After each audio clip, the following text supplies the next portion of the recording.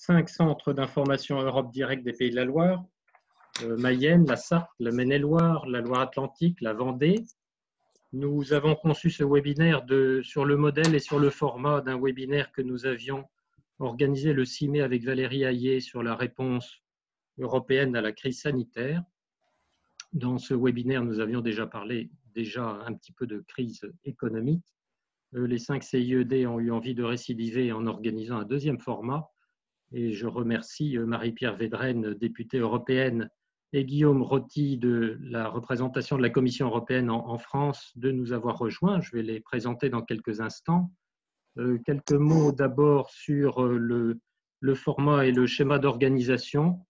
Donc, du côté de l'organisation, nous allons fonctionner avec un trio. Le trio est composé d'un animateur conférencier Team Europe, et je salue les collègues Team Europe qui participent à ce webinaire. Et je suis à Nantes, nous allons travailler avec La Roche-sur-Yon et avec Angers. Et donc, je donne la parole à Hélène, puis à Julie pour se présenter. Oui, bienvenue depuis le Centre d'information Europe Direct à La Roche-sur-Yon qui couvre l'ensemble du département de la Vendée. Bonjour à tous, donc Julie Angot, chargée de mission à la Maison de l'Europe Angers, Maine-et-Loire, Europe Direct, toujours en télétravail à Angers. Alors, et les 5 CIED travaillent bien ensemble. Il y a une personne invisible qui s'appelle Margot et qui, à la Maison de l'Europe de Nantes, est en train d'organiser le webinaire sur Zoom. Nous allons tous devenir des super spécialistes de Zoom. Alors, quelques mots maintenant sur nos deux intervenants. Je remercie d'abord Marie-Pierre Védrenne, députée européenne, qui va compléter la carte de visite telle que je l'ai vue, des études de droit à Limoges et à Rennes, bien connue dans le Grand Ouest puisque vous avez été directrice de la Maison de l'Europe à Rennes de 2016 à 2019. Vous avez été élue en 3e position sur la liste En Marche aux élections européennes en 2019. Vous êtes membre du groupe Renaissance et donc ce groupe réunit 98 députés sur un total de 705. Vous êtes vice-présidente de la Commission du commerce international. Vous êtes également membre de la Commission emploi et affaires sociales. Je vous souhaite le bonsoir. Est-ce que vous voulez ajouter quelque chose à cette carte de visite? Non, vous avez, je crois, bien tout résumé, bien tout dit. Bien, et puis du côté de Paris, nous avons le plaisir d'accueillir Guillaume Roty. Guillaume Roty, vous êtes porte-parole, chef de service presse et médias à la représentation de la Commission européenne en France, et vous avez été attaché économique de 2014 à 2017. Bien le bonsoir. Est-ce que vous voulez ajouter quelque chose également à cette carte de visite? Bonsoir, non, rien à rajouter à la carte de visite. En revanche, je suis ravi d'être là ce soir pour discuter avec vous tous. Bon, eh bien, merci. Et puis alors, les autres invisibles, c'est une centaine de participants, des participants des 5 départements intéressés par les questions européennes qui nous ont fait le plaisir de nous envoyer un certain nombre de questions. Donc, c'est à partir de ces questions que nous allons travailler ensemble pendant 1h10 maintenant. Les participants peuvent, dans le courant de ce webinaire, compléter leurs interventions sous forme écrite à travers un chat. Et nous allons nous efforcer avec Hélène et avec Julie de reprendre les éléments du chat qui peuvent enrichir la discussion. Les questions ont été préparées, je dirais, cuisinées entre nous, mais les deux intervenants auront la surprise de voir ces questions qui ne sont pas des questions ni trop difficiles, ni trop impertinentes. Nous sommes des gens raisonnables, mais enfin, donc, il n'y a pas eu de préparation au-delà de ce niveau de fraîcheur dans la question et dans la réponse. Voilà, alors 1h10 à notre disposition et nous avons envisagé de construire le webinaire en 4 parties. 4 parties avec un mini cadrage de ma part de façon à vous faciliter la vie, Marie-Pierre et Guillaume, pour ne pas répéter, je dirais, des milliards et des milliards, de façon à avoir au moins une petite photographie instantanée de la situation, essayer de nous projeter vers l'avenir. Après ce très court cadrage, environ 25 minutes pour des réponses à des questions centrées sur les thèmes économiques, et nous en avons reçu pas mal. Nous garderons environ 15 minutes pour un nombre plus limité de questions qui nous ont été posées sur les questions sociales.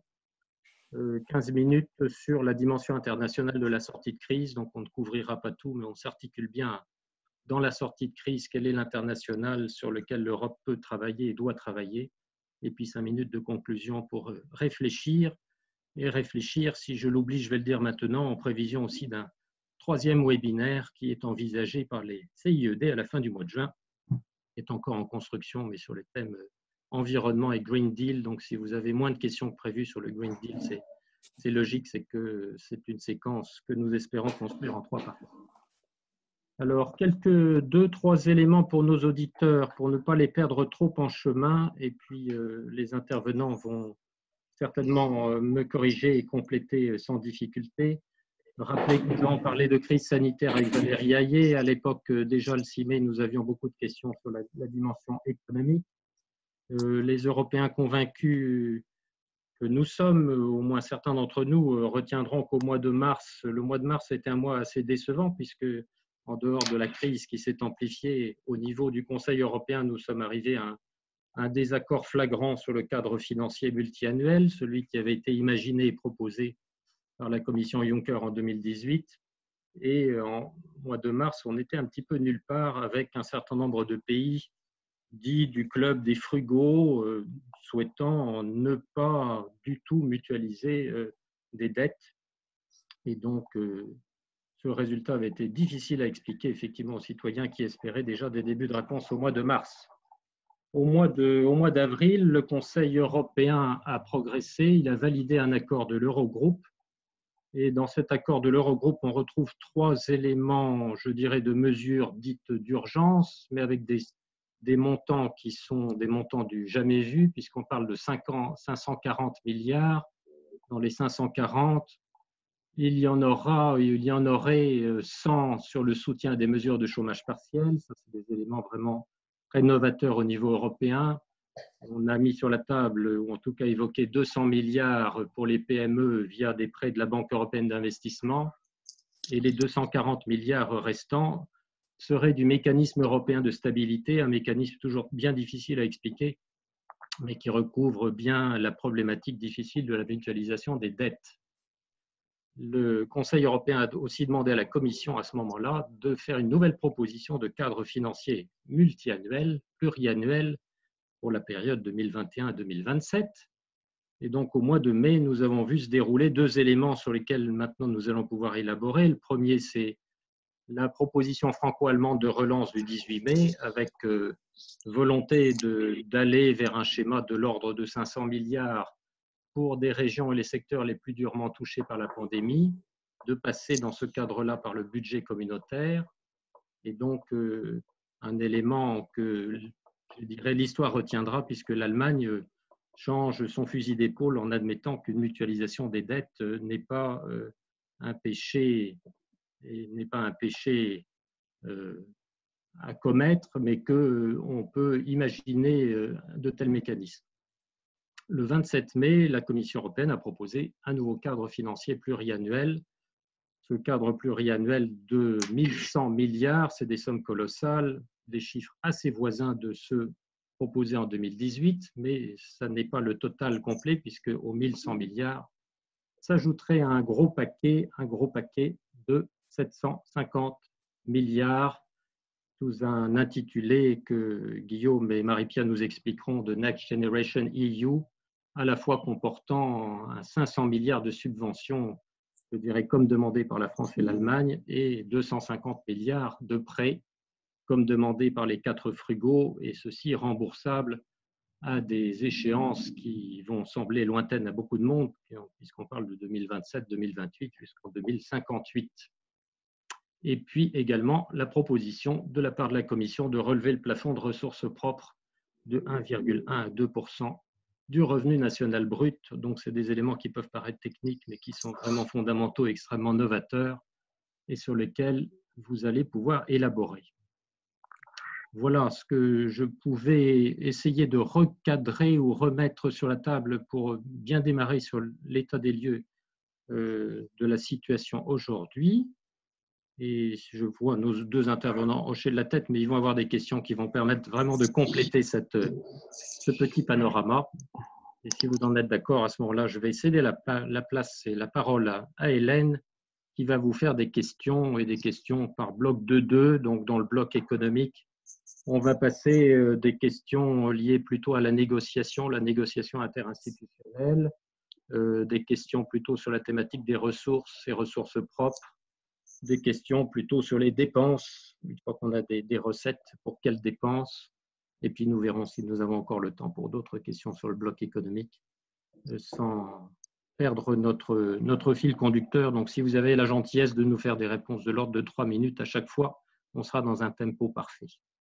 Merci encore, et Hélène, je te cède le micro. Merci beaucoup Olivier. Donc nous allons aborder directement la question de ce plan de relance de 750 milliards d'euros qui est une somme assez importante. Et Christine de Vendée et Jean-Marc du Maine-et-Loire vous posent la question suivante. Quelles sont les chances de réussite du plan de relance économique de 750 milliards proposé par la Commission européenne et emprunté en commun? Et pouvez-vous préciser ce qu'il en est des États frugaux qui s'y opposent, et éventuellement, pour ceux qui n'auraient pas trop suivi l'actualité, de repréciser qui sont ces États frugaux. Marie-Pierre Védrenne, peut-être? Alors, bonsoir à tous. Merci de la présentation par M. Brunet du contexte qui, effectivement, permet bien de reprendre les différentes étapes qui ont conduit justement à cette proposition forte de la Commission européenne. Le Parlement européen, de son côté, qui s'était réuni déjà en session plénière à plusieurs reprises, avait porté une ambition plus forte que la Commission européenne, plus forte que la proposition franco-allemande, et je crois que c'est justement notre rôle. Mais moi, comme je l'ai dit aussi dans la presse, je salue la proposition de la Commission européenne qui, justement, est aussi, je pense, un bon compromis, parce que c'est aussi le rôle de la Commission européenne de concilier l'intérêt de chacun des États membres. Pour répondre à votre question sur la chance de réussite, en tout cas, le Parlement européen, quand nous avons proposé notre plan, entre guillemets, et quand nous avons entendu la proposition de la Commission européenne, nous, on veut tout faire pour que ça réussisse. Parce que c'est évident que si il n'y a pas un vote sur ce plan de relance, et je vois les débats qu'on peut avoir à l'heure actuelle, par exemple sur un des fonds, en particulier le fonds de juste transition, ça peut être compliqué. Et du côté du Parlement, en tout cas du côté du groupe Renew, pour nous, il est évident qu'il faut que ça devienne une réalité. Et comme vous le soulignez à juste titre, nous avons 4 États que nous appelons donc les frugaux, c'est-à-dire qu'ils ne veulent pas du mécanisme proposé par la Commission européenne, spécifiquement le cadre des subventions. Donc ils sont menés en quelque sorte par les Pays-Bas, avec l'Autriche, la Suède, et j'en oublie donc l'autre, Pays-Bas, Autriche, Suède et Danemark. Et le Danemark. Donc ces 4 pays, je crois que, et c'est ce qu'on porte en tout cas, parce que moi j'ai des membres de représentants de ces gouvernements dans mon propre groupe politique, notamment les Pays-Bas. Et ce qu'on leur fait comprendre aussi, c'est qu'ils ont intérêt à ce que ce plan soit réalité, parce qu'ils bénéficient du marché intérieur dans l'entièreté. Et si nous n'avons pas un plan de relance qui soit à la hauteur, c'est l'entièreté du marché intérieur qui va en partir. Donc on appelle aussi à leur raison, et justement au fait que si cette proposition ne voit pas le jour, ils en subiront des conséquences économiques encore plus importantes par la suite. En tout cas, je pense que du côté Commission et du côté Parlement, nous sommes vraiment engagés pour que ce soit une réalité qui permette justement d'éviter un choc économique encore plus grand avec des conséquences sociales désastreuses pour tous les Européens. Merci beaucoup Marie-Pierre Védrenne, donc députée européenne. La parole maintenant à la Commission européenne avec une question de Jean-Marc, de Bruno du Maine-et-Loire qui vous pose la question: comment allons-nous rembourser le grand emprunt de 750 milliards d'euros? Cela revient-il à endetter la génération future appelée Next Generation EU par l'interlocuteur, qui n'est pas exactement ça, mais peut-être vous allez nous préciser le Next Generation EU. Alors, Next Generation EU, c'est plutôt sur les dépenses. Donc ça, j'y reviendrai tout à l'heure, mais c'est plutôt pour construire l'Europe de demain et investir là où on en a besoin.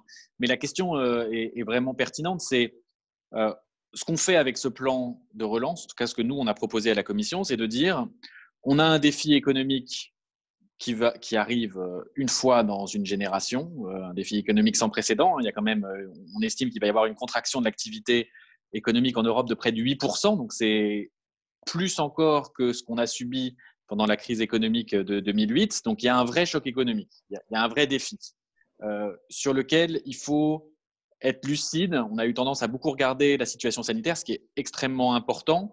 Mais maintenant, on va rentrer dans un temps politique un peu différent, qui est celui comment gérer, et comment accompagner et comment limiter les dégâts de cette crise économique à venir. On espère tous que le rebond va être rapide, mais il faut pouvoir agir rapidement là-dessus. Et donc, nous, ce qu'on propose à la Commission, c'est de dire on va emprunter de l'argent ensemble. On va emprunter beaucoup d'argent ensemble. 750 milliards d'euros. Juste pour vous donner une ordre de grandeur, 750 milliards d'euros, c'est en gros, on va les dépenser en plus sur assez peu de temps, donc sur 3-4 ans. On va doubler le budget européen pendant les prochaines années pour accompagner la relance et pour investir pour la relance économique. Donc, on va emprunter beaucoup d'argent ensemble, conjointement, en tant qu'Union européenne. On va l'investir ensemble, là où on en a le plus besoin.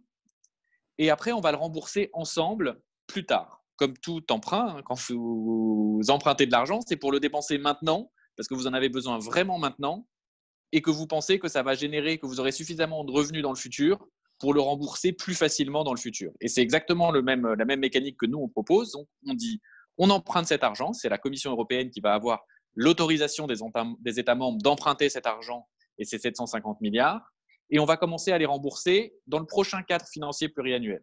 Donc, on en parle, le remboursement, à la limite, c'est peut-être pour faciliter les négociations, mais on se dit, on n'en parle pas tout de suite. On verra plus tard. Ce n'est pas la priorité aujourd'hui, le remboursement. On sait que collectivement, l'Europe sera assez riche pour rembourser, et on pense que grâce à ce plan, on arrivera à créer des richesses qui nous permettront de rembourser, mais ce n'est pas le sujet numéro 1. En revanche, ce qu'on veut savoir aujourd'hui, c'est qu'on ait quand même des pistes pour pouvoir le rembourser et qu'on sache aussi comment cet argent, quelle va être la répartition entre les pays du remboursement. Et là-dessus, nous, ce qu'on a proposé, c'est de dire, on va le rembourser, et ça, c'est très important d'un point de vue de construction européenne, et c'est peut-être ce qui est le plus nouveau dans le plan, c'est qu'on va le rembourser ensemble. C'est-à-dire qu'on n'a pas dit les 750 milliards, il y en a une partie qui va être remboursée par tel pays au prorata de sa taille, telle partie qui va être remboursée par tel autre pays parce qu'il est un peu plus petit, donc un peu moins. On n'a pas découpé les 750 milliards d'euros. On a dit c'est l'Union européenne qui va rembourser les 750 milliards d'euros. Et ça a deux conséquences. C'est-à-dire que soit on va le rembourser en créant des nouvelles ressources propres, donc des nouvelles taxes européennes qu'on va créer et qui iront directement au budget européen et qui nous serviront à rembourser cet argent qu'on aura emprunté. Et ça, c'est des taxes sur les activités du numérique, on en reparlera sûrement tout à l'heure. Soit on va rembourser avec la même méthode de contribution que le budget européen a aujourd'hui, c'est-à-dire que c'est les plus riches qui contribuent relativement plus que les plus pauvres au sein de l'Union européenne. En revanche, ce qui est très important à avoir en tête, c'est que c'est l'Union européenne de dans 10 ans, en gros, qui va rembourser. Ce n'est pas l'Union européenne aujourd'hui. Et dans 10 ans, moi, je ne sais pas quelles seront les richesses relatives et les contributions relatives de chacun des États. Donc, c'est vraiment un pas où on se dit qu'on va rembourser ensemble. On a plein de règles pour répartir les contributions de chacun qui sont plus ou moins justes, mais on va les maintenir et on va faire ce remboursement de manière collective. Et donc, on fait porter ça aux Européens et à l'ensemble de la solidarité européenne de se dire on va emprunter cet argent et on le remboursera en tant qu'union. Très bien, merci. Alors, question de Pierre-Louis de Loire-Atlantique, adressée à Marie-Pierre Védrenne. Je lis la question telle qu'elle a été envoyée. Vous portez dans votre combat politique le débat sur les nouvelles ressources propres de l'Union européenne.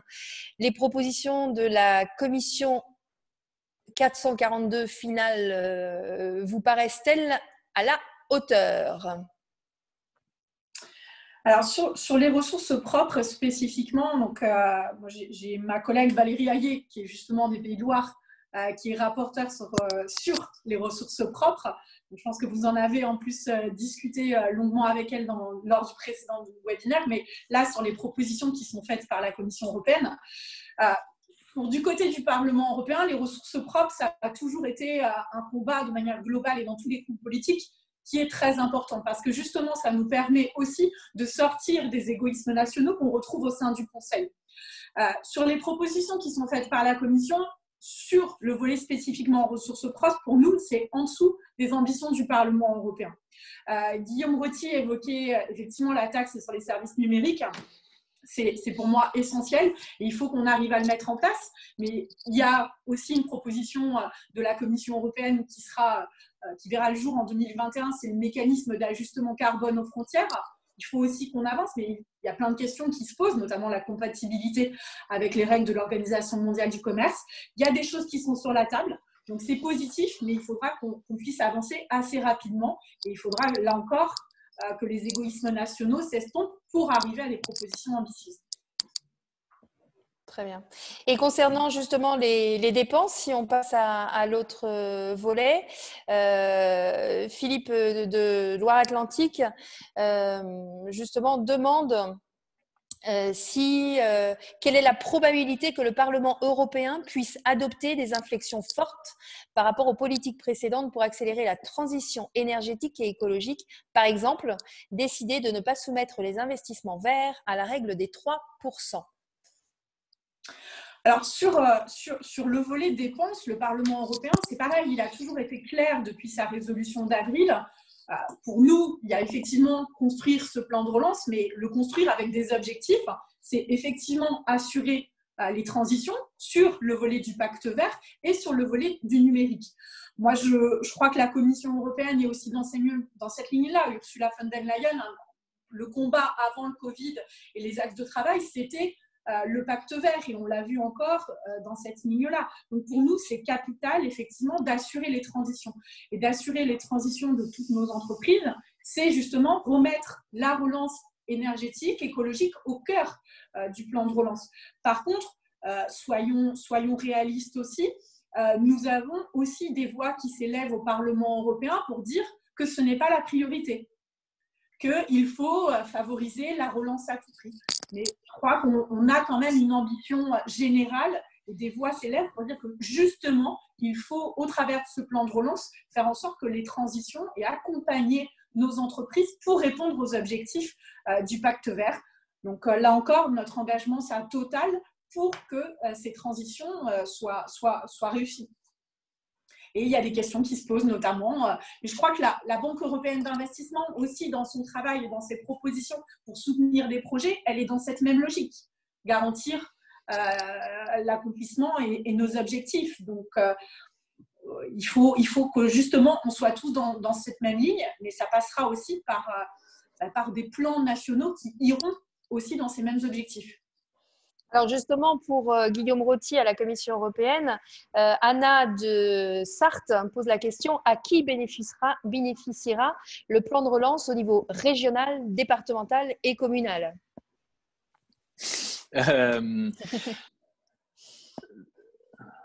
Sans faire une réponse qui n'en est pas une à tout le monde, l'un des aspects qui est le plus important dans ce plan et le plus important pour nous à la Commission, et j'espère que c'est partagé au niveau du Parlement européen, c'est que le plan de relance se fasse via le budget européen. Ça a l'air de rien, ça a l'air très technique et on ne comprend peut-être pas très bien ce que ça veut dire quand on n'est pas habitué à ce que c'est que le budget européen, mais c'est super important et pour nous, c'est entre guillemets, alors je ne sais pas si c'est dire une victoire, ce n'est pas encore adopté, mais c'est un marqueur très fort.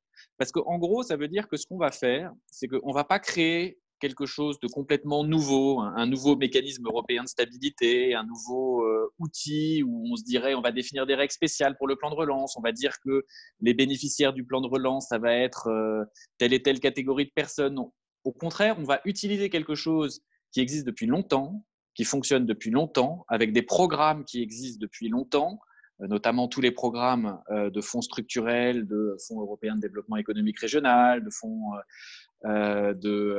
fonds social européens, de fonds de l'aide aux plus démunis, donc des choses qui existent, qu'on utilise, qui marchent plus ou moins bien. Il y a sûrement des trucs à améliorer. Dans nos propositions, on essaye d'améliorer certains éléments, mais en tout cas, sur lesquels on a une expérience. Et on va augmenter le budget temporairement de ces outils-là pour aider à la relance. Et ça, c'est très important parce que c'est vraiment, c'est déjà une marque de confiance dans l'Union européenne et dans son fonctionnement actuel, mais on pense aussi surtout, pour nous, que c'est la seule manière efficace d'y arriver et d'arriver à investir cet argent suffisamment vite à un niveau où on en a besoin, comme le niveau régional. Parce qu'on a déjà les mécanismes en place. Parce que ce qu'on fait, c'est qu'on va dire aux gens, ce que vous faites, vous allez continuer à le faire sur les priorités politiques de l'Union européenne, parce que le budget de l'Union européenne, il est là pour assister aux priorités politiques de l'Union européenne. Donc, vous allez investir cet argent sur la transition énergétique et écologique, vous allez investir cet argent sur la transition numérique via les programmes qui existent déjà et sur lesquels vous allez avoir des ressources supplémentaires à dépenser rapidement. Donc ça, on pense vraiment que c'est un élément majeur, que ce soit dans le budget européen. À côté de ça, il y a une grosse partie du plan de relance qui passe par un nouvel instrument qu'on a dû créer, qui va rester dans le cadre du budget européen. Et être dans le cadre du budget européen, c'est tout un tas de contraintes. C'est typiquement, par exemple, que 25% du budget au moins doit être dépensé pour favoriser la transition écologique.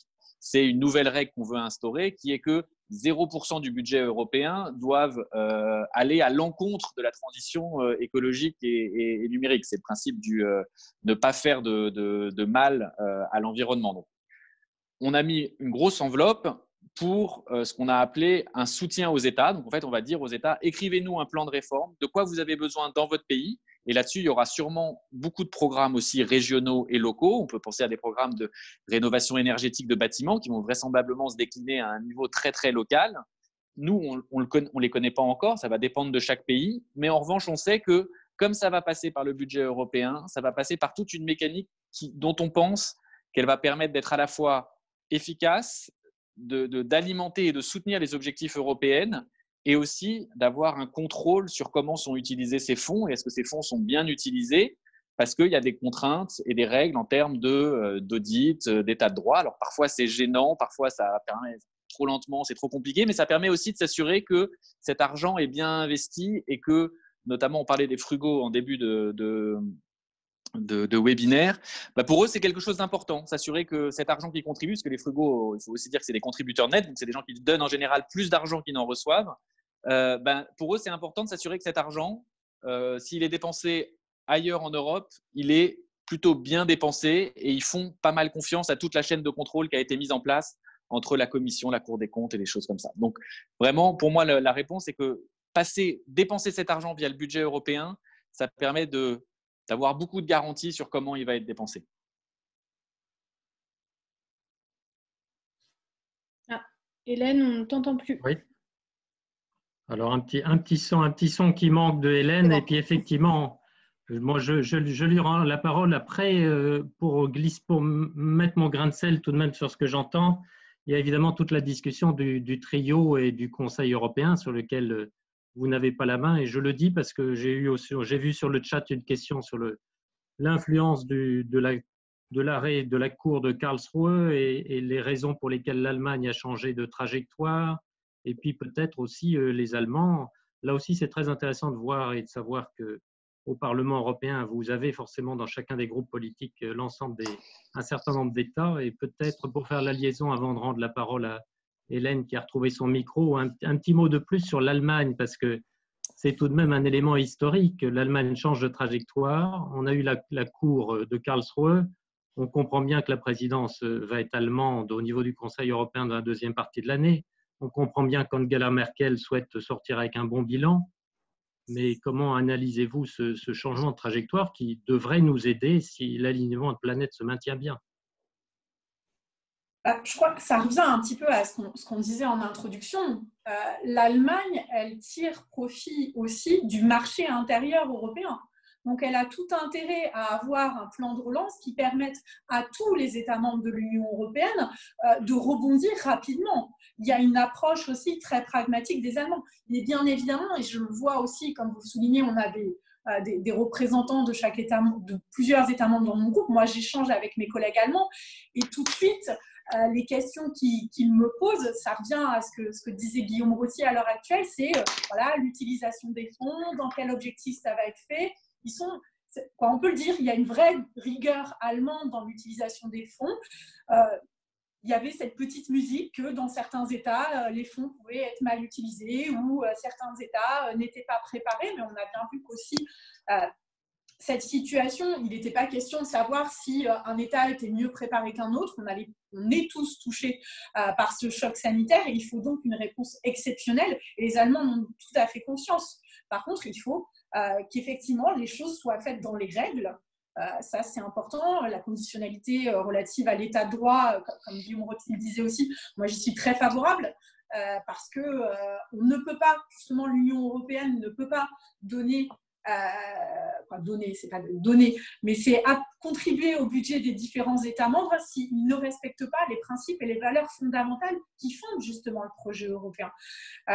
Mais comme je le dis, nos collègues allemands sont très pragmatiques aussi. Ils savent très bien qu'ils doivent favoriser la reprise dans l'entièreté du marché européen. Et puis, c'est la reprise de l'Union européenne pour aussi avoir une voix sur la scène internationale. Il y a, dans les pays que vous citiez aussi, qu'on citait tout à l'heure, dans les frigos, il y en a qui dépendent de manière assez importante des exportations. Donc, ils ont aussi une contraction de leur économie. Donc, il faut trouver des solutions et il faut faire en sorte que, à l'échelle du marché intérieur, les choses puissent reprendre le plus vite possible. Alors justement, c'était exactement la question qui était posée par Isabelle de Vendée. Le rôle du couple franco-allemand est nécessaire dans la relance, mais sera-t-il suffisant pour convaincre les différents États membres ? Le rôle du couple, à chaque fois, le couple franco-allemand, c'est un préalable nécessaire, mais il n'est pas suffisant. Il n'est pas suffisant parce que sur de nombreuses questions et les questions qui restent souvent difficiles, on est aussi à l'unanimité, donc il n'est pas suffisant. Mais on voit bien que sans cette annonce et sans cette proposition faite par Angela Merkel et Emmanuel Macron, on n'aurait peut-être pas eu cette ambition suffisante de la Commission européenne. Donc c'est un préalable nécessaire, mais qui n'est clairement pas suffisant. Bon, et Hélène, peut-être 2 dernières questions à nos intervenants sur le bloc économique. Oui, alors justement, j'allais conclure par la communication parce qu'en effet, c'est des chiffres qui font un petit peu tourner la tête pour le citoyen européen lambda. Un SMIC d'un citoyen est bien loin de ces milliards annoncés. Donc, question à Guillaume Roty de la part de Michel de Mayenne. Quels moyens déployés par la représentation de la Commission européenne en France pour informer les Français sur le plan de relance européen ? Et est-il prévu une communication de synthèse de la communication sur les nouvelles orientations de l'Union européenne ? On fait de notre mieux pour informer les citoyens européens via ce type d'événement sur ce qu'est ce plan de relance et ce que sera ce plan de relance. Mais là-dessus, j'aimerais réellement insister sur sur le fait que c'est pas un plan de la Commission ou c'est pas un plan franco-allemand ou c'est pas le plan du Parlement. Ce plan ne fonctionnera que si c'est le plan des Européens et des États européens. Et donc, c'est un peu la responsabilité de chacun de communiquer là-dessus. Et on va prendre un exemple très, très simple. C'est si on reste en France, si ce plan est validé à peu près dans les montants tels qu'ils sont aujourd'hui mentionnés, ça va coûter cher à la France. C'est-à-dire, au sens où cet argent il va être emprunté, ça sera un remboursement futur. La France est un membre important de l'Union européenne et un contributeur net. Il y a un moment où la France devra contribuer, soit via des ressources propres, soit via une contribution elle-même, au remboursement de ce plan. Et donc, la France est une partie prenante extrêmement importante de ce plan. Et si ce plan voit le jour, ça veut dire que de son côté, ce plan se substituera à une partie de ce que la France pourrait faire pour sa propre relance. Et donc, il faudra que la France aussi communique sur ce plan en disant « voilà ce qu'on fait au niveau européen et voilà ce qui se passe et voilà comment on a répondu collectivement au défi économique qui nous est posé. Voilà des projets qu'on met en place en France, mais aussi en Europe, parce qu'on pense qu'ils ont un sens à être menés en même temps sur l'ensemble du territoire. On a lancé une vague, je mentionnais tout à l'heure, de rénovation des bâtiments. On la lance en France, mais on la lance en même temps dans tout un tas d'autres pays parce que chaque tonne de CO2 sauvée en France, c'est très bien, mais si elle n'est pas accompagnée par des efforts aussi dans les autres pays, ça ne suffira pas.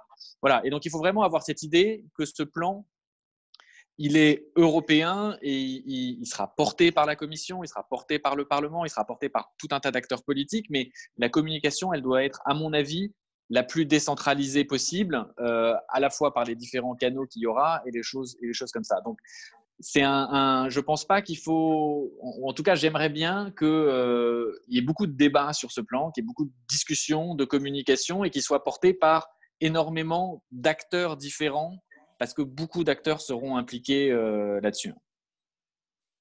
Merci beaucoup. Olivier, je te repasse la parole pour la suite du développement de... Oui, c'est ça. Les questions sur le bloc économique, comme vous l'avez compris, elles sont innombrables. Je pense qu'on vous a fait un petit panel, je dirais, représentatif des questions qui se posent.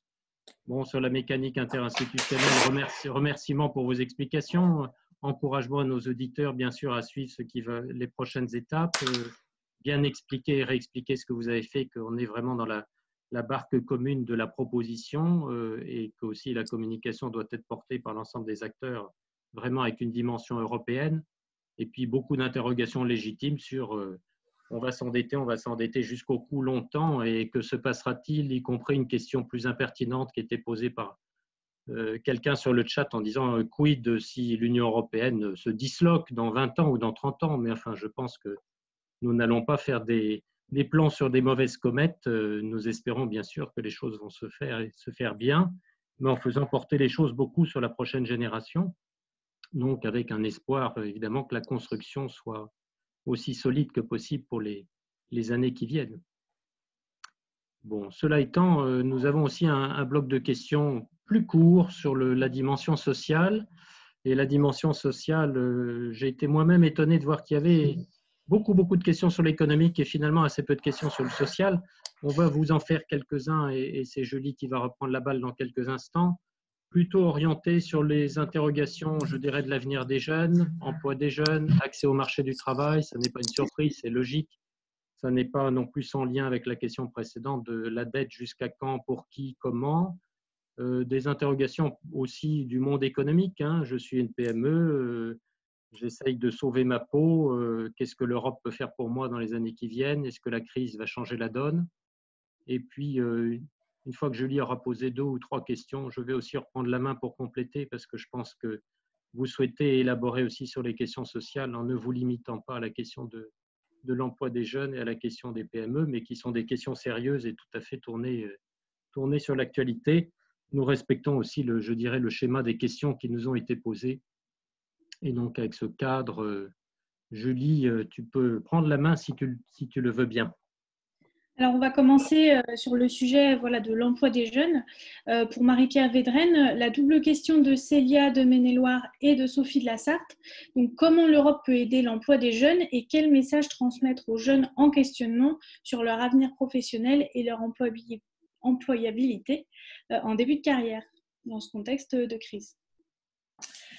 Alors, spécifiquement sur l'emploi des jeunes, moi je trouve que le commissaire justement à l'emploi et aux affaires sociales, Nicolas Schmit, pour échanger très régulièrement avec lui dans la commission emploi, a tout à fait conscience que la jeunesse peut être en quelque sorte une génération sacrifiée du fait du Covid, et justement s'engage pleinement sur les questions relatives à la compétence, sur les questions de formation, pour pouvoir faire en sorte qu'ils ne soient pas justement des victimes du Covid. Il y a énormément de choses.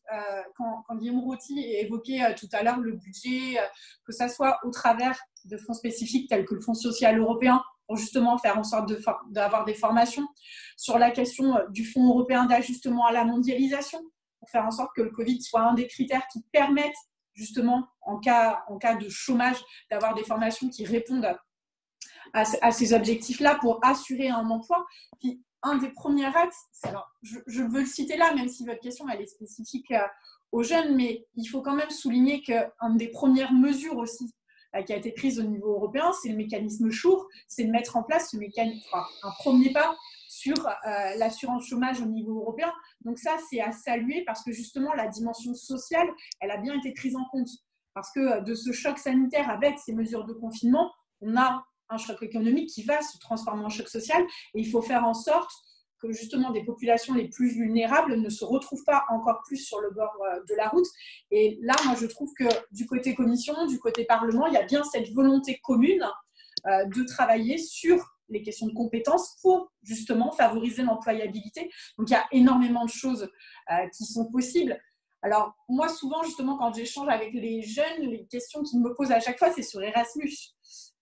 Et on est souvent en peine à l'heure actuelle pour répondre parce qu'on ne sait pas comment les choses vont évoluer dans la réalité de la mise en œuvre du programme. Je ne parle pas du tout sur le volet financier, mais là, je parle vraiment, certains avaient prévu de partir à l'heure actuelle, mais prévu de partir à la rentrée. C'est très compliqué de leur donner des réponses parce qu'on est dans une situation où on ne peut pas tout prédire.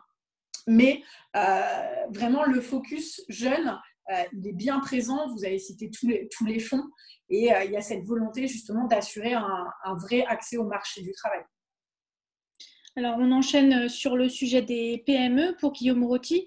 Une question de Xavier de Mayenne. Donc, les difficultés financières des petites entreprises et commerces vont générer des fermetures d'établissements. Peut-on voir un risque de reprise de ces activités par des entreprises qui auraient une assise plus importante? Donc, un risque de voir les grosses entreprises devenir encore plus grosses et des situations de monopole se développer, avec le risque de voir repartir l'inflation et le pouvoir de l'argent. C'est l'un des défis auxquels devra répondre le plan de relance, c'est celui de faire en sorte que pas de PME, nous on dit pas de PME viables ne doivent faire faillite à cause du Covid. Et je crois que c'est un peu l'approche politique qui a été prise par de nombreux pays en Europe, qui s'est traduit en deux temps. Il y a eu un premier temps un peu d'urgence où on a essayé de prêter de l'argent à des PME qui se retrouvaient en crise de liquidité. Par exemple, vraiment, le restaurant qui ferme, il doit continuer à fonctionner et à payer des charges et à payer des loyers et des choses comme ça, et il n'a plus de recettes, et donc il faut lui prêter de l'argent pour qu'il passe ce cap de la fermeture. Et l'un des principaux mécanismes de ce type-là, ça a été les mécanismes de chômage partiel qui ont été mis en place en Europe et qu'on a accompagné au niveau européen avec le programme Schur que mentionnait Marie-Pierre. Donc vraiment, cette idée on essaye qu'il n'y ait pas de faillite juste parce que il y a un problème de ce qu'on appelle liquidité, donc j'ai pas d'argent au moment où je devrais en avoir. Mais après, comme souvent dans ces cas-là, ça se transforme en problème de solvabilité, c'est-à-dire qu'on n'a plus suffisamment d'argent et de matelas pour compenser la perte de revenus qu'on a subie pendant plusieurs mois. Et nous, ce qu'on voudrait, c'est faire en sorte que des entreprises qui étaient viables avant la crise du coronavirus, une PME d'artisans qui fonctionne bien, une PME un peu plus grosse industrielle qui fonctionne bien mais qui a pu vendre, exporter parce que les frontières c'était compliqué, la demande a chuté, un restaurant qui fonctionnait bien mais qui a du mal à réouvrir. On voudrait arriver à faire en sorte que limiter le nombre de faillites, parce qu'on sait que quand il y a une faillite sur une PME, on détruit beaucoup plus et c'est beaucoup plus dur après pour repartir que si on a réussi à la maintenir, si on a réussi à maintenir ces entreprises ouvertes. Donc il y a un vrai coût à avoir des entreprises qui font faillite, qui est vraiment plus dommageable et plus important que de réussir à faire passer le cap. C'est pas juste son restaurant a fait faillite, il va en réouvrir un demain et ça se passera très bien. Il y a un vrai coût. Et donc on veut essayer au niveau collectif européen de faire en sorte qu'il y ait le moins de faillites possible. Après, il y a des entreprises qui allaient mal avant le coronavirus et le coronavirus a juste peut-être accéléré leur faillite et ça arrive et c'est l'économie de marché qui fonctionne et c'est pas forcément négatif si ça permet de réallouer mieux les différents salariés dans des entreprises qui fonctionnent bien. Et donc, pour faire ça, ce qu'on fait, c'est qu'on va mobiliser énormément ce qu'on appelle la Banque européenne d'investissement pour faire deux choses. Pour prêter de l'argent pour investir dans les différentes entreprises et donc faire en sorte qu'ils aient ce matelas sur lequel ils peuvent se reposer pendant les premiers mois où l'activité va repartir. Ça, c'est ce qu'on a appelé l'instrument de solvabilité. Et le deuxième instrument qu'on va faire, un peu différent, mais qui est dans la même veine, c'est qu'on va regarder, je ne suis pas sûr qu'on soit très inquiet que les PME soient rachetées par des grands groupes, ça arrive bien sûr. On est surtout inquiet en fait que des PME se fassent acheter par des groupes étrangers, notamment des PME dans des activités stratégiques que certains acteurs qui ont beaucoup de ressources et qui ont les poches assez pleines, et ça c'est souvent des acteurs ce qu'on appelle des États souverains un peu partout dans le monde, et qui ont la possibilité de racheter des technologies stratégiques, particulièrement en période de crise. Technologies stratégiques dans le domaine de la défense, du numérique, il y a plein de domaines stratégiques pour la compétitivité européenne. Et ça, nous, on aimerait s'assurer que pendant le plan de relance, on aide ces entreprises qui sont temporairement vulnérables à ne pas passer, à ne pas changer de propriétaire alors qu'on aurait préféré qu'elles restent européennes. Donc, on a des instruments où on va essayer d'investir dans ces filières stratégiques pour s'assurer que ces PME et ces entreprises restent européennes et continuent à créer de la valeur en Europe. Bon, merci pour ces explications et puis aussi ces encouragements à regarder le social en connexion avec l'économie. Il y avait une question qui était venue sur le chat sur l'économie sociale et solidaire. Enfin, effectivement, c'est aussi l'articulation du monde d'avant et du monde d'après de façon à ne pas se contenter d'être une banque qui alimente les milliards, avec le risque aussi que les PME voient l'Europe comme un élément extrêmement lointain. Donc, un effort commun d'explication pour savoir qui peut faire quoi à quel niveau et d'articulation entre les différents niveaux. Mais peut-être, je regarde le temps qui passe, je vais faire une dernière question sur les questions sociales auprès de Marie-Pierre Vedrenne, en tenant compte, je dirais, de l'agenda social avant la crise et de l'agenda social après la crise, de nous faire un petit tour d'horizon rapide sur ce qui se passe au Parlement européen. Je pense à des thèmes d'actualité qui nous avaient intéressés dans la commission précédente, une autorité européenne du travail, des thèmes qui reviennent, le salaire minimum, des choses qui n'ont pas été évoquées et puis on ne peut pas tout dire, mais qui font que si on est parlementaire européen, on a envie certainement de rebondir sur la crise en disant que le chômage partiel, c'est la réponse de court terme, mais il y a aussi d'autres choses, et d'autres choses qui sont peut-être pour une chance, enfin, d'avoir une Europe plus sociale articulée avec l'économie. Oui, je vous remercie parce que ça me permet d'aborder un point qui me paraît important. Et, justement, oui, il y a cette volonté de construire un plan de relance qui soit au service des citoyens, et donc il y a un vrai volet social.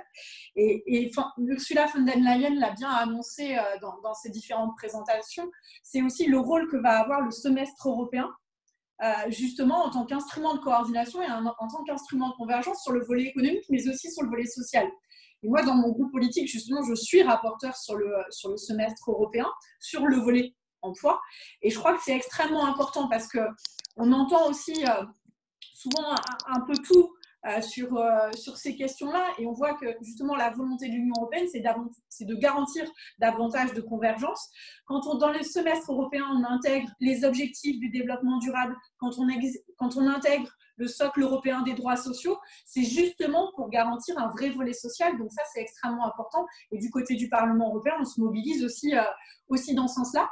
Et vous évoquez la question donc, du salaire minimum adapté à chaque État membre de l'Union européenne. Là, je pense que c'est plus Guillaume Roty qui pourra en parler, mais la Commission européenne vient de lancer la deuxième étape de la consultation. C'est positif aussi, c'est des pas qui permettent justement l'émergence d'une Europe sociale. Parce que si on n'a pas davantage de convergence sociale, on n'arrivera pas aussi, on aura beau faire la plus belle des communications, à susciter l'adhésion des citoyens auprès du projet européen. Parce qu'à chaque fois, dans les échanges que je peux avoir, ce qui revient toujours, c'est les distorsions de concurrence, bien sûr sur la scène internationale, mais surtout au sein de l'Union européenne. Donc c'est important d'avancer dans cette ligne-là. Je crois que sous la précédente commission, il y a eu des avancées, il faut les noter. Et là, le semestre européen aura un rôle capital à jouer dans le plan de relance comme instrument justement de convergence. Bon, je vais garder l'équilibre. Guillaume, quelques éléments vus de la Commission sur convergence sociale et territoriale, le cas échéant. Mais, je crois que pour rebondir sur ce que disait Marie-Pierre, en fait, on a deux outils. Et moi, je me méfie beaucoup du mot social qui a des connotations extrêmement différentes. Et quand quelqu'un parle, c'est souvent, quand on discute d'Europe sociale, les gens ont souvent en tête des choses très différentes. Mais nous, on avance sur deux pas. Le premier pas, c'est un agenda réglementaire sur l'Europe sociale, qui est celui que mentionnait Marie-Pierre, d'avoir des instruments de salaire minimum juste partout en Europe, celui d'avoir des règles semblables sur tout un tas de sujets qui sont du domaine européen, l'équilibre vie privée, vie professionnelle qui était de la précédente commission Juncker, le socle européen des droits sociaux qui a été mis en place par la commission Juncker et dont ce sera aujourd'hui le rôle de la commission actuelle de vraiment faire en sorte qu'il ait des effets concrets. Après avoir le socle européen des droits sociaux, pour ceux qui ne connaissent pas, c'est 20 grands principes sur lesquels tous les pays européens se sont mis d'accord, qui ont trait à la qualité de la vie sociale et du marché de l'emploi et du marché et des services sociaux essentiels partout en Europe. Maintenant, c'est des principes qui sont écrits et il faut qu'on fasse en sorte que partout en Europe, ils soient réels et qu'ils aient un impact pour les citoyens. Donc ça, c'est vraiment cet agenda-là. À côté de ça, il y a un vrai agenda et c'est cette partie de distorsion de concurrence qui m'y fait penser, de rééquilibrage de l'économie européenne, où on a aussi plein d'outils pour le faire. L'un des principaux outils qu'on a, c'est ce plan de relance. C'est-à-dire que c'est le budget européen augmenté du plan de relance. Que le budget européen, c'est investir de l'argent dans les régions et dans les secteurs qui, en Europe, en ont le plus besoin. Et donc, on a un vrai investissement qui va là où c'est le plus nécessaire. Le plan de relance, les principaux bénéficiaires du plan de relance, ça va être, pour l'instant, d'après la proposition de la Commission, ça va forcément bouger un peu à droite, à gauche, mais globalement, l'idée, c'est que les bénéficiaires du plan de relance, ce soit l'Espagne, l'Italie et la Grèce. Donc, des pays qui, sur les dernières années, ont l'analyse, et qui est assez vérifiée, qu'ils n'ont pas bénéficié autant de l'intégration européenne qu'ils auraient pu. Et donc, c'est normal qu'il y ait un transfert de solidarité entre les contributeurs nets qui ont beaucoup bénéficié, comme l'Allemagne, les Pays-Bas, dans une moindre mesure la France, et des pays qui ont moins bénéficié de l'intégration européenne. Et donc, lutter contre cette distorsion sociale et ce sentiment de distorsion de concurrence, c'est vraiment le rôle du budget européen et du plan de relance qu'on met en place. Et là, comme on va avoir des montants beaucoup plus importants, je rappelle 2 fois plus, on pense que ça va permettre de rééquilibrer ces déséquilibres. Bon, il faut nous souhaiter effectivement arriver à un accord sur cette proposition ambitieuse avec le soutien du Parlement européen et puis aussi d'aller de l'avant sur les questions d'Europe de la santé, sur lesquelles ce n'est pas une compétence qui était terriblement bien, qui était très forte au niveau européen, mais l'actualité nous encourage tout de même à mutualiser davantage. Je vais laisser la parole à Julie pour aborder notre 3e bloc, tout est dans tout, du social. Nous ne voulions pas perdre l'international pour différentes raisons. Une raison tenant simplement au fait que Marie-Pierre Védrenne est membre de la commission sur le commerce international, s'intéresse à ces questions, et puis ne pas oublier évidemment qu'on parle d'une pandémie, donc la réponse à la crise, nous ne raisonnons pas dans une Europe fermée, et les questions économiques et les questions sociales, elles doivent se regarder évidemment dans le monde entier. Et donc, Julie, peut-être une question un peu générale à Marie-Pierre, et puis des questions vraiment ciblées venant de nos auditeurs qui se sont intéressés aux questions de relocalisation et de conséquences pour le commerce. Et puis, nous allons garder un petit peu de temps tout de même pour réfléchir à l'impact géopolitique mondial de la réponse européenne et de la manière dont nous allons aborder les mois qui viennent avec plein de beaux chantiers qui ne dépendent pas de nous, mais qui s'appellent élections américaines, qui s'appellent accords commerciaux, etc., etc.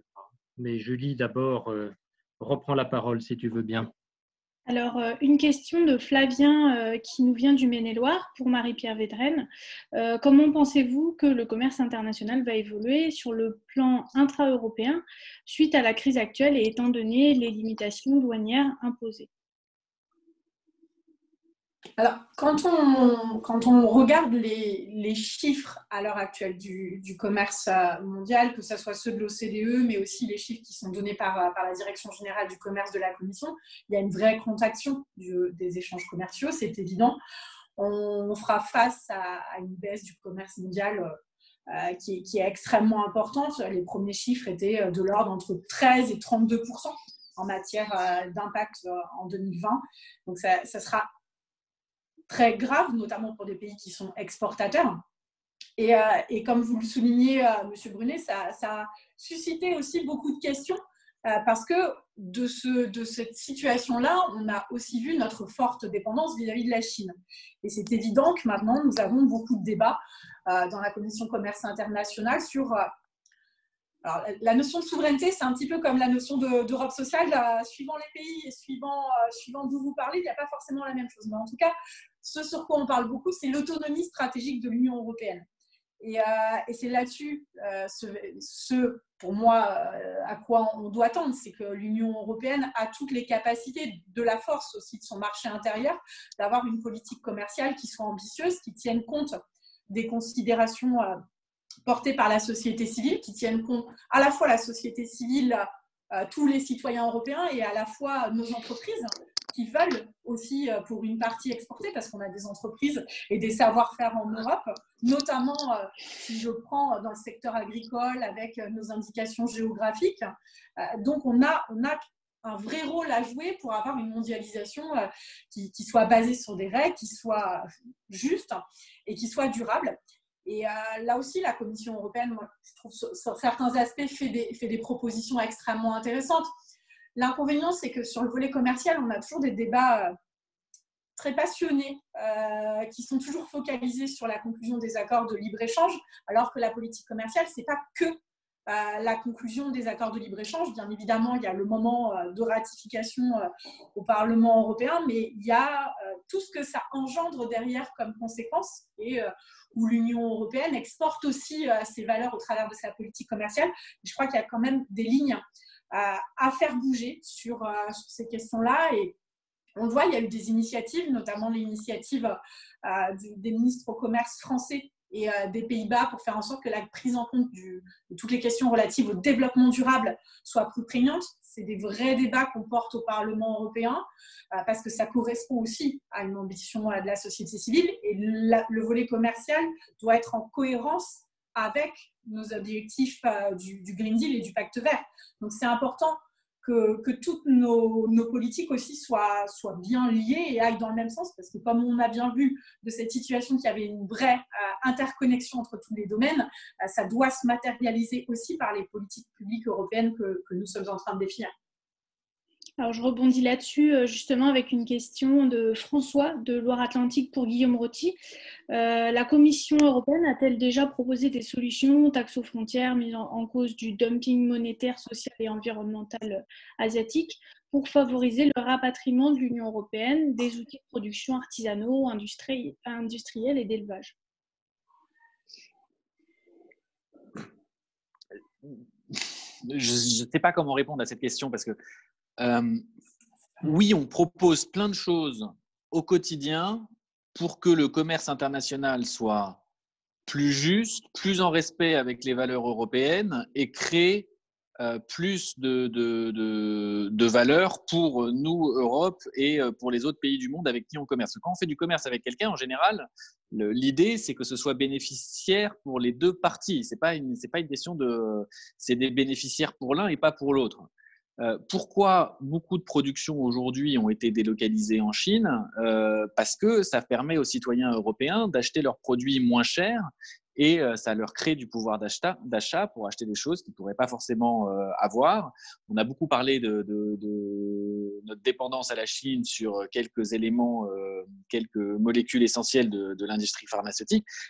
Ces molécules, la production de ces molécules avait été délocalisée essentiellement pour des questions de coût par les différents producteurs. Donc, si on relocalise, il faudra accepter de payer un peu plus cher. Et après, c'est là où il y a tout un tas de travail à faire, de savoir qu'est-ce qui est lié à juste une question de prix, qu'est-ce qui est lié à une question de réglementation. Est-ce qu'en Europe, on n'a pas créé des contraintes un peu trop importantes qui font que les gens n'ont pas forcément envie de se relocaliser en Europe parce que ça va être trop compliqué pour des raisons par complexité, ça arrive, il y a des exemples. Donc, quelle est la raison derrière cette relocalisation? En revanche, là, nous, et pour revenir à la question de votre participant. Voilà, je ne savais pas comment dire webinet. Voilà, bref. L'idée, c'est de trouver les outils qui vont faire en sorte que le commerce qu'on fera, si on prend l'exemple avec la Chine, soit le plus juste possible. C'est-à-dire qu'on essaye de limiter les cas de concurrence déloyale en provenance de Chine, parce qu'il y a une partie des choses qu'on va vouloir relocaliser. Et là, je prends l'exemple des molécules pharmaceutiques, parce que c'est stratégique et qu'on se dit qu'on en cas de pénurie, on a besoin de continuer à savoir les produire nous-mêmes et à la limite, peu importe le prix, parce que ce sera des questions soit de défense, soit de santé publique, soit d'investissement à très long terme. Et ça, peut-être qu'au niveau européen, collectivement, on n'a pas fait assez ce travail de se dire quels sont les éléments stratégiques qu'on veut absolument avoir sur le territoire et garder le contrôle, avoir cette autonomie stratégique dont parlait Marie-Pierre, parce que le jeu en vaut vraiment la chandelle et on n'est pas à quelques centimes d'euros près de gains de marge parce que c'est trop important. Et ça, il faut faire ce travail et identifier ces filières stratégiques. Et quand je mentionnais que dans le plan de relance, il y avait un outil pour financer ces filières stratégiques, c'est vraiment cet objectif-là. C'est le travail qu'on mène actuellement sur les batteries électriques, par exemple, où on se dit les batteries électriques, on est peut-être prêt à les payer un peu plus cher au début en Europe que ce que peuvent faire les Chinois aujourd'hui, parce qu'on pense qu'on en aura trop besoin dans le futur et il faut qu'on soit capable d'être les leaders dans ce domaine-là. Et donc, on accepte de payer plus cher parce qu'on veut vraiment contrôler notre approvisionnement. C'est un exemple. Avec tout l'autre pan de la politique commerciale qui est beaucoup plus large, qui est celui du comment je m'assure que le commerce se fait d'une manière juste et qui soit bénéficiaire à toutes les parties. Et ça, c'est un exemple qu'on peut avoir sur ce qu'on appelle le dumping, c'est-à-dire faire en sorte que nos partenaires ne nous vendent pas des produits en dessous du prix de revient parce qu'ils en ont trop et qu'ils en ont produit trop. Ce qui arrive notamment beaucoup de Chine en ce moment avec l'acier, enfin en tout cas avant la crise du Covid, je n'ai pas eu l'actualisation depuis, mais en gros, et ça c'est du commerce déloyal. Et ça, on a des outils pour faire en sorte que ça n'arrive plus. C'est ce que mentionnait Marie-Pierre, c'est de la politique commerciale, ce n'est pas forcément un accord, c'est d'autres éléments qu'on met en place, mais c'est au moins aussi important. Et c'est ça qui va faire que le commerce bénéficie plus largement à l'Europe et bénéficie aussi à nos partenaires. D'accord. Alors, peut-être une toute dernière question plus globale pour Marie-Pierre. Une question d'Alain, toujours de Maine-et-Loire. Donc, je le cite. Avec le recul d'aujourd'hui, je ressens que l'Europe n'a pas été un moteur ni un outil au service des pays européens dans la gestion de la pandémie et que chaque pays a géré de manière autonome sa crise. Il suffit d'observer que chaque pays a opté pour une solutions différentes avec des résultats variables. La gestion de la production des masques, des tests et aujourd'hui des vaccins ne semble pas avoir été ni être aujourd'hui à l'ordre du jour. Faut-il penser que l'Europe a failli dans sa gestion du coronavirus? Je cite. Alors moi, je ne partage pas du coup cette analyse-là.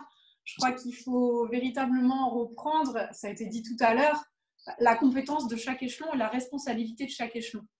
L'Union européenne, elle n'a pas de compétences sanitaires. Alors voilà, je défends la Commission européenne sur ce point-là. Je pense qu'elle a agi en fonction des compétences qui lui sont données. Elle a fait le nécessaire pour coordonner davantage justement les mesures de confinement. Parce qu'on voit bien, quand vous travaillez à la frontière française, quand vous habitez en France et que vous devez aller travailler en Allemagne, concrètement, il faut de la bonne coopération entre les États membres, sinon vous restez bloqué. Et je pense que le constat qui est dressé, il n'est pas à adresser la responsabilité de l'Union européenne. Il y a une responsabilité de nos États membres. Et quand on parlait tout à l'heure sur le volet du plan de relance et sur le volet communication, le rôle de chacun, moi je vais vous donner des exemples dans ma région, en Bretagne.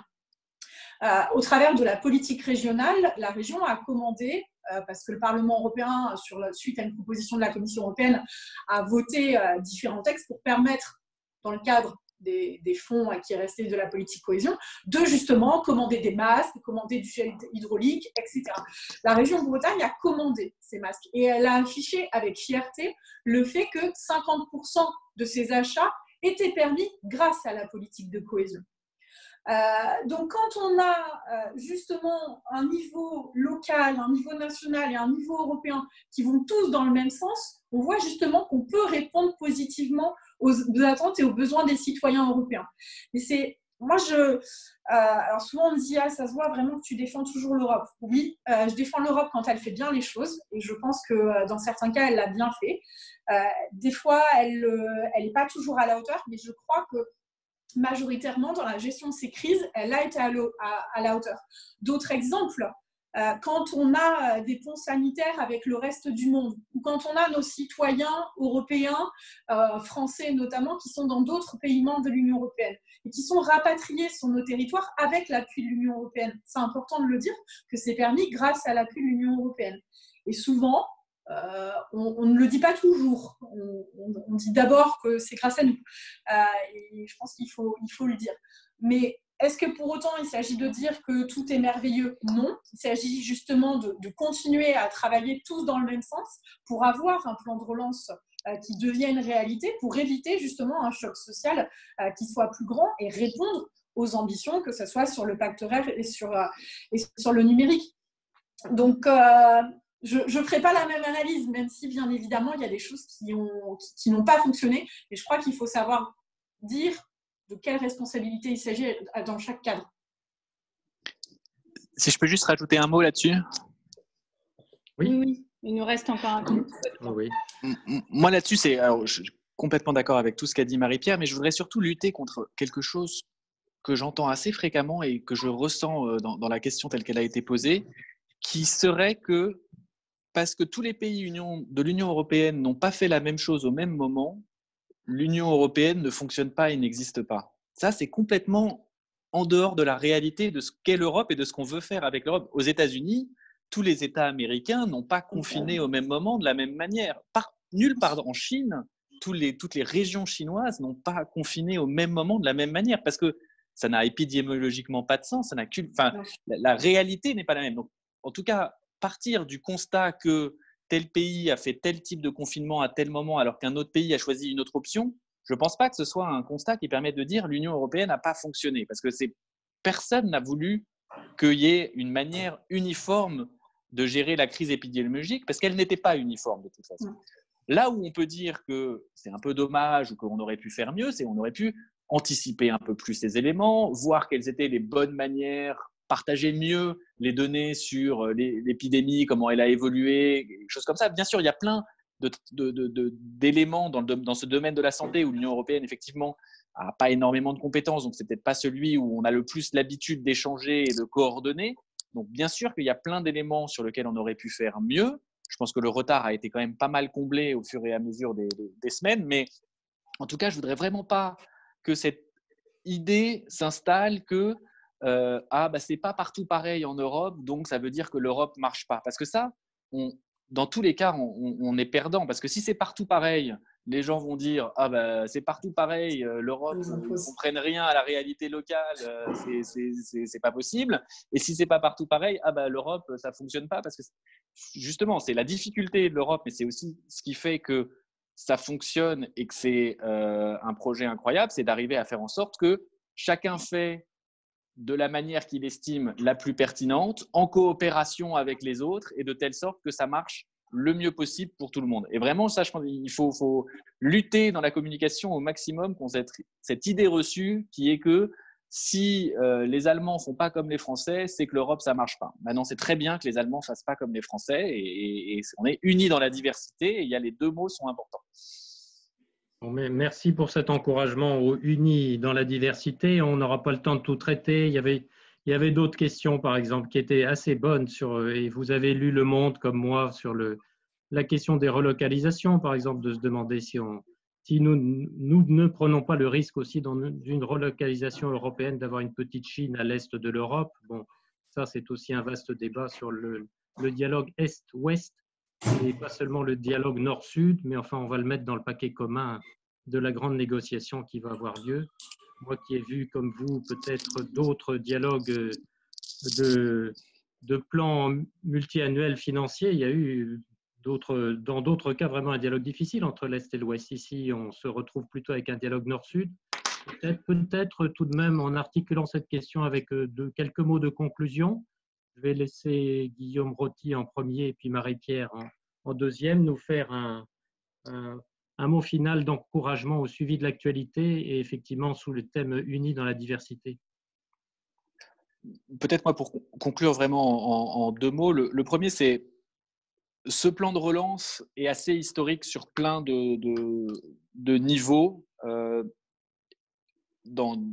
serait-ce que par la proposition qui est faite par la Commission d'emprunter de l'argent ensemble. Et donc, cette idée d'être solidaire sur un emprunt pour une cause commune avec des montants aussi significatifs, je crois qu'il y a une vraie dimension historique. On l'avait évoqué au moment de la proposition franco-allemande, une semaine avant la proposition de la Commission, mais je crois qu'il faut l'avoir en tête. D'un point de vue de construction européenne et d'élan, se mettre ensemble comme ça en disant qu'on va solidairement emprunter pour investir là où c'est le plus utile, c'est un vrai pas en avant dans la construction européenne et c'est un vrai lien qui nous unit avec les autres citoyens européens. Et je pense que c'est important de l'avoir en tête. C'est des négociations qui vont devenir techniques, qui vont devenir potentiellement difficiles, et c'est normal, hein, parce qu'on parle d'argent, on parle d'investissement et de choses comme ça. Donc chaque pays va vouloir bien regarder ce qui se passe, mais il ne faut pas oublier de prendre un peu de recul.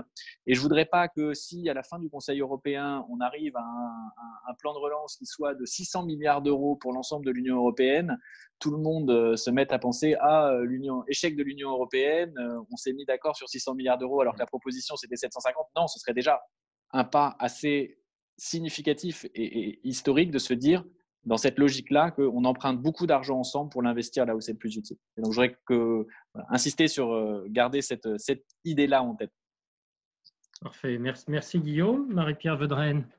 Je vais rebondir sur les mots de Guillaume Roty. Effectivement, du côté du Parlement européen, à chaque fois, ce qu'on poussait, au-delà de la somme, justement, de la différence qui peut être faite entre les institutions, c'était cette volonté de mutualiser nos investissements pour bâtir ensemble l'avenir. Et c'est ça qu'on doit retenir, c'est cette volonté-là. Il faut qu'on ait cette volonté commune dans tous les États membres de l'Union européenne, parce que justement, la construction européenne, c'est une construction, c'est mouvant, ça évolue en fonction des chocs et des défis. Souvent, l'Union européenne a avancé dans les crises, dans des situations difficiles. On fait face à une situation extrêmement exceptionnelle. Il y a des propositions exceptionnelles qui sont portées. Donc maintenant, il faut que le Conseil européen soit lui aussi à la hauteur, qu'on arrive à dépasser ces égoïsmes nationaux, parce que la question précédente démontre bien aussi que les citoyens, et quand on lisait justement la presse italienne et les pays qui étaient le plus frappés initialement par la pandémie, ce qu'ils souhaitaient, c'était une vraie réponse européenne, et c'est avoir une Europe au rendez-vous. Et là encore, on veut que l'Union européenne soit au rendez-vous pour le plan de relance. Il y a des propositions qui sont là, qui nous démontrent que justement, quand elle peut être au rendez-vous, elle doit l'être et elle est là. Donc on continue tous à se battre pour que ça devienne une réalité. Et je pense qu'on a aussi besoin des citoyens et des actions telles que vous les organisez ce soir. Et merci beaucoup pour justement aussi faire ce rôle de pédagogie. Parce que forcément, alors moi, c'est mon prisme aussi, être passé par les Maisons de l'Europe et Europe Direct, mais souvent on rentre dans de la technicité, dans des jargons, dans des acronymes qui font un peu perdre cher à l'Union européenne. Et c'est un peu dommage parce qu'avant tout, c'est un projet de construction et c'est un projet de société qui unit les hommes. Donc il ne faut pas l'oublier, il faut se battre pour continuer de le défendre et qu'il soit à la hauteur de la situation. Bien, écoutez, il est 19h15, je vais arriver au temps des remerciements. Donc, remerciements à Guillaume, remerciements à Marie-Pierre pour la clarté de vos propos, vos encouragements à suivre l'actualité, le fait que nous nous intéressions tous à l'Europe, de démultiplier l'information sur ce que nous savons. Remerciements à Julie, remerciements à Hélène, remerciements aux 5 centres d'information Europe Direct, la volonté sans doute aussi dans le Grand Ouest de la France, de s'intéresser à toutes ces questions, d'être un petit peu plus européen que la moyenne française, ça ne peut pas faire de mal par les temps qui courent, d'essayer de combiner de l'économique et du social avec un peu de pragmatisme, de s'intéresser à l'international, parce qu'à l'Ouest, après, eh bien, on regarde de l'autre côté de l'Atlantique. Donc tout ceci devrait nous permettre, pour certains d'entre nous, de nous retrouver fin juin sur un autre webinaire, si les 5 CIED ont la capacité à l'organiser, sur les thématiques environnementales, mais remerciements en tout cas et suivi sur les réseaux sociaux. Allez voir ce qui se passe sur les réseaux sociaux des Maisons de l'Europe et du CIED à La Roche-sur-Yon. C'est un CIED, hein, c'est ça Hélène, et pas une Maison de l'Europe. Voilà. Eh bien, on va rester dans les temps, donc bon appétit pour ceux qui vont faire autre chose. Remerciements pour votre attention, remerciements aux participants qui nous ont suivis avec attention. Et bonne continuation, bon déconfinement progressif dans un esprit solidaire et européen.